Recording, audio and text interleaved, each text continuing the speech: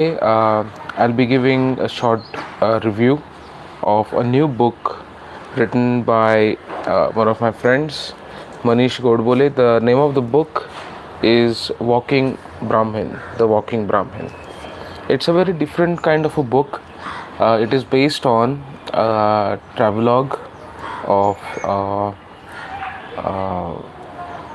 a priest or a Brahmin from a town called Varsai, which is near Khopoli, today's Khopoli. And the original book was written by Vishnu Bhatt Godse, and this book is basically a abridged version of uh, all the experiences, those which were written by Vishnu Bhatt Godse. The story is like the family, the Godse family, who was living in Versailles, was very poor, and they were going through some uh, tough financial situations, and to make some money to come out of the debt, and to you know to help the family, Vishnu Bhatt Godse and his uncle planned to go to Gwalior, where Her Highness Shinde Queen was arranging a yagya. And in those times, the priests who come to yagya and yagya yag and home havan were given good dakshina, that is the fees of the Brahmin. So in that search, they went on to a journey towards Gwalior, but the timing was pretty odd. They began their journey in 1956, and they were caught in during the times of first independence movement in India during 1857. And this book basically gives the accounts of the travels, the experiences, and also the wartime, or the turmoil situations, turmoil times, what happened in those cities, what happened during the war. And at times it gives a very uh, disturbing, or you know very painful descriptions of whatever happened, because there was a lot of plundering, there was a lot of killing, there was a lot of massacre that happened. And the good thing, I think about the book, or the original book, basically is that I've read a lot of history books, a lot of travelogues which were written by Western travelers. Surprisingly, when I was reading this book, The Walking Brahmin, one book that came every time, in my head, was John Lang's Wanderings of Hindustan. I read that book many years ago, and I always thought, like, I say, why is that only the Western travelers are writing books about traveling around India, traveling around the towns in India, the times they were in, the people, the interviews, and all that. But this book basically is a travelogue written by an Indian who basically had nothing to do with independence movement, just like a third person's view. Because if you read even the John Lang's book, John Lang does not take any sides. He's just a traveler. He's a traveler who is going different places, trying to meet with different people, trying to understand the situation without judging it and all that. So this book kind of gives a similar experience. Another wonderful thing is that uh, wonderful in the sense of description, not in the sense of experience, because this book talks a lot about the war, the destruction, the killing of people during the wars, then the times during which uh, you know the 1857 uprise was happening, the times near, like what was happening in Jhansi, what was happening, in Bithur, what was happening, near Kanpur and Agra and Gwalior and whatnot. Now, the thing is, we have read about the history of that time in the books, but not through a pair of independent eyes, which technically doesn't have to do anything with the uprising movement and all that. Because, see, we have to understand one thing is that not everyone during those times was the freedom fighter. Not everyone was a freedom fighter. Some were, but not everyone. And there were people who were just about doing their own thing. Maybe you are a farmer, you are a teacher, you are a doctor, I don't know. But they went about doing their own thing. Not everyone was involved in the freedom fight. I doubt if many people really did understand if the people were under any kind of a British Raj, or there is something called independence and all that. I do not think so. So, in that perspective, this book gives a fresh view onto the events which happened. When you will read this book, you'll find the accounts of, like I said, the war between the fights and the battles between the British Army and the Nana Sahib Peshwa's army, the Tata Tope building his own army and trying to conquer some land, the Rani Lakshmi Bai Nevalkar of the Jhansi, and this actually also gives some account into how the life was during those times. And being a Brahmin, he was more interested in the home havan or yagyas, because we have to understand that that was the only mean of survival, that was the only mean of earning money. Another point that I want to touch actually, which is not really part of the book, but a lot of time the Brahmin community is also misunderstood. There are a lot of misconceptions and all that, that every Brahmin had money, they were privileged. Of course not, because if that was the case, Vishnu Bhatt Godse would have never left his home to find out some work, find out some money to come out of the debt. So obviously not every Brahmin family was rich. That was not the case. That was never the case, and that is not even the case even today. So it throws some light into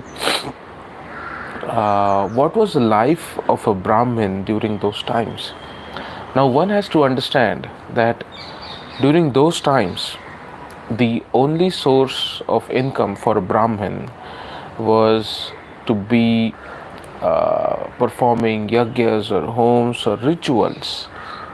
That was the only way of earning the money. Not everyone was a Sardar, like Peshwas, and not everyone was like that.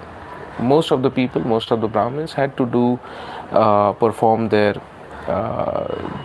duties as priests, basically, and it did not give them like huge money that many people actually want to believe, but that's not the truth. That's not the truth. Some people do spread these things, but that is not the truth, and that kind of gives some sense as to what was the urgency. Why would some person from Varsai go to Gwalior? Like, why not do something around? But that was not the case. See, one may find that Vishnu Bhatt Godse and his uncle went to Gwalior to make money, and one might say, like, see the Brahmin who went to just go the home havan and in in the greed of getting some dakshina from the people. But dakshina is really the fees of the ritual or whatever work the priest is doing. And then I started actually thinking in a different way, that which I never thought before. That's why I'm putting it in my book review, is that if one person who is skilled at something and is not making money in his town, and he travels to another town to make money, where he can find some clients, where he can find people who can buy his commodities, his items, we don't we don't cringe, we don't frown at that person.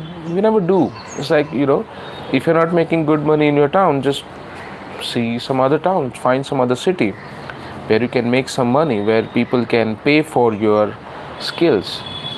But if a Brahmin does that, the first thing that springs in your mind is like, okay, it's greed. It is not greed. Basically, that is the only way to survive for a Brahmin who is not a Sardar, who is not working in any royal houses or like that. There was no such way of earning money apart from the fees that we get from the rituals. So it clears a lot of misconceptions. I hope it does. I hope it does.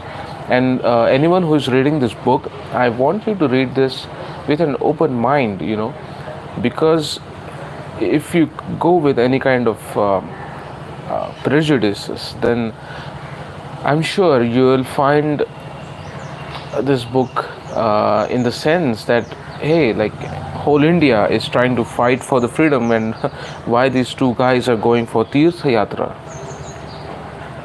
Not everyone was fighting the freedom fight. In fact, most of the soldiers on the British side were Indians. Many of the princely states all over the India, I don't want to name it, all over the India, provided their own armies to the aid of British armies, and if you read the history, it's clear that the frontier regiments, the Punjab regiments, basically did the massacre of Kanpur on behalf of British. So not everyone was fighting the independence war. So let it be very clear when we read this book. And the motive of the two folks who are going there, the interesting part, another part to notice, is that the travel itself is very interesting. And for the first time, actually, I read about a person, an Indian, who is basically a traveler. I mean, in the book, it is mentioned actually, like, wherever Vishnu Shastri Godse would go, he would wander around the roads, wander around the city, trying to explore the city in a way that just like a Britishers do. Honestly speaking, if the same book was to be written by a Westerner, there would have been all the big houses printing that book for us. But since he's an Indian, nobody cares about it. That should not be the case. That's why I was actually eager to read this book when I heard about this book. Of course, Maneesh is a friend of mine. I know him online only, but in general, I was interested in the book, and I'm sure you'll be interested in reading the book as well, because see, there is a travel going on. See, look at the situation. There is a travel going on. There is a Tirtha Yatra going on to make some money so that the debt back home can be cleared, so that the poverty can be erased from Godse family's fortune in the backdrop of the war.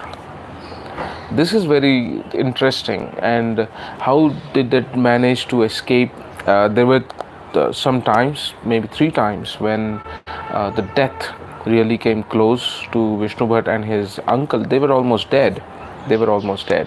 And those stories are very interesting. I hope you get hands on this book and read it. It's available on Kindle as well as the printed version of it. Hello Meenakshi, how are you? So I hope you read this book. And find some interesting times and the behaviors of people around them. For example, there is a mention in this book is that during the height of the war of Jhansi, Lakshmi Bai, the queen of Jhansi, was performing yagyas. so that the blessings of God will be with her and with her army. Now today we might find it very strange, like, the enemy is on your doors and you are performing yajna. How does that work? But when we think about that, we forget that we are living in 2020, and these experiences, these travelogues are from 1856 and 1857. Those were different times. Those were different times. Those were the times when the Brahmin was only supposed to be part of the religious work, and in some cases be the part of the the royal houses, like clerks, or some kind of accountants, writing the letters, reading the letters, and rarely be a knight or some kind of a sardar. But those were the times when all these scriptures were written. So I hope you read this book in with an open mind. I just hope we somehow, if we can remove this prejudice whenever we think about something, it will help us understand. It will help us understand those times from a very Indian perspective. There is a very fantastic story in this. Like, there was a time when British people actually thought that Vishnu Bhatt, the person who wrote this book, and his uncle were spies of enemy folk, like, the Peshwas or Tata Sahib Tope army. But and they were almost going to get executed the next day, because spies were never spared, and British would just hang them. So they were pretty certain that tomorrow we are going to die. But just how it happens with the fortune, an event happens and a conversation happens with the soldiers of British army, who were Indians. Of course they were Indians, and who knew some cultural aspects of India, of Hinduism, of Brahmins, and that basically convinced them, like, these are Brahmins, these are not really spies or army men, really. There are events where Vishnu Bhatt is actually, is having a conversation with the Lakshmi Bai, the Queen of Jhansi, and there are various claims in these books. But and there is a very pictorial explanation, description of the battle of Jhansi, like what happened, where were the British troops, what happened with the palace, and the downfall of the kingdoms. Like, when they started the travel, almost every kingdom that came into their path basically fell into the hands of British, whether it's Bithur, whether it's Brahmavart, or Mahu, or Jhansi, lot of places there. Gwalior was already, almost surrendered to British. But anyways, in that sense, and how did they manage to get money? This is very interesting. I will not reveal that. For that you will have to read the book. But somehow Vishnu Bhatt Godse managed to be part of the group of Brahmins in the court of the Queen of Jhansi. Now, how he did that, it's a very fantastic story. Please read the book to find out how did he manage to get into the group of Brahmins, the group of priests in the royal court of Jhansi. And there he made money. He was happy. He did make money. He did make a lot of money for those times. But he lost all the money. There comes a time when he's so broke. There is no money. There's no food. There's nothing, absolutely nothing with them. And they were thinking about going back home, empty-handed. And Vishnu Bhatt's uncle really, I'll tell it in Marathi, and then I'll explain that in English. What does it mean? पैसे तर नाही कमवले, निदान पुण्य तरी कमवू काशीला जाऊन. So that's what he said in Marathi. It's like, see, we did not earn the money. So instead of going back just like that, empty-handed, at least let's go to Kashi and earn some punya, some blessings, of Ma Ganga. So they both went to Kashi, but the condition was pretty bad. They had no money, they had no food. Almost died. His uncle almost died because of dehydration. But then how he survived, that's also a fantastic story. And that's where basically the whole travel ends. This book has a lot of maps for the illustration as to show how the travel was. Then how did Vishnu Bhatt accompany the Sardars at times, then the British Army at times for travel, because it was safer in those days to be with the group that is traveling. Maybe it's a regiment of British Army, and so how he travel around with other people, what they used to eat, what was the financial condition, and ultimately, of course, the yagya that was supposed to be done in Gwalior is called off because of the 1857 Independence War, and he never managed to go there. I mean, he went there but never managed to get to the part of the whole home havan and yagya that was arranged previously. He did get money for that though, because of the travel and all that. But ultimately, he came back to Versailles with no money in his pocket after 3 years. Then, after that, basically, the financial condition never changed drastically. It was almost like a roller coaster. Some day you have money, some days you don't have money. There was still debt. He tried to pay them off, but fortunately, one of the members of his family, went to Mumbai and made a good fortune, and he's also a known scholar of Sanskrit. And the story goes is like, people used to ask Vishnu Bhatt a lot of questions because he had traveled a lot and went to all this yatra during the times of 1857 Independence War and all that. People were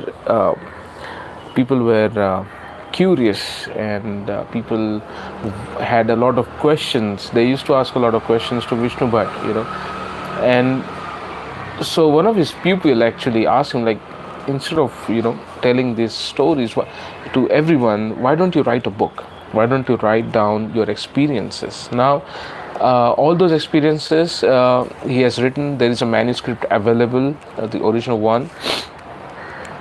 This book is a abridged version of that original book. This does not include all the things that are mentioned in the book. It's an abridged version, but it gives a very unique experience, unique visuals of those times. It was a very interesting book. It was an interesting book, and in some way, I mean, apart from the book and the review of the book, I found the language a bit poetic in a way. I hope that was the intention behind writing it that way. So this was the review. This was the review. It's basically a small book. It's not too big. It took me one day to read the book, and it's a very different kind of book. We usually don't come across such kind of travelogues or anecdotes written by an Indian about Indian history. Most of the times, like I said, we read books written by the Westerners during their travels around India, but we have one Indian who has written this book. So I hope you find this book online and read it. Please do read. It gives a very different perspective of history. And like I said, Please do not read this book with any prejudice. Read this book with open mind, and with the fact that not everyone was interested in independence and all that. Not everyone really knew what does it mean to be independent. So please have that in mind when you read this book. Finally, just a good news is that since I know the author of this book, I will be having him on our channel. I will be having a chat with Maneesh Godbole, who has written the book, about his experience, and we'll have a small conversation with Maneesh. And of course, I will be uploading that video soon once we finish that interview, once we get that interview. But stay tuned, stay tuned. I'll be having a conversation with Manish about this book, about his experiences, and overall it will be a good talk. I hope so. So stay tuned, and please search for this book, and let me know what you think about my review, and I'll be interested if you have any oh, I'm sorry for that. And let me know about my review, and if you like the review, please share this the book review video, because see, this book is not published by any big house as such. Like I said, if it would have been written by some Westerner, all our publishers would have jumped on it. But since it is written by an Indian, it's difficult to find a publisher as well, I guess. But we'll talk about that with Manish as well when we'll have a talk with the author of this book. And please do read the book. Let me know how you find my review, and I will share some links in the description of this video so that you can find it on Amazon. And like I said, it has a Kindle version as well. It's written in English. I hope you enjoyed. I hope you enjoyed. Thank you everyone who came live. Thank you Meenakshi for coming live. Thank you Prajnesh, thank you for coming live. Like I said, I'm slowly starting to come live again, more and more on YouTube. Of course, I'm taking care of my health, so don't worry about that. Thank you for all your wishes, and soon we'll be full force on this channel. That is it. That is all actually I wanted to share with you all. The Walking Brahmin. This book actually inspired me to start a project. I will reveal it soon. Some people may not like it. I think I'm assuming that some people may not like it, but I'm going to start that project with good faith actually. So I hope I'll start it soon, and I'll hear more from you guys as well. So thank you all for coming live. Thank you all for joining me on this YouTube live session. I know I did not give any prior notice, but I'll try to give it from the next time onward. Thank you for coming live, and thank you. Please do read this book and let me know how you find it. See you again. Take care. I'll take care of myself as well. Thank you.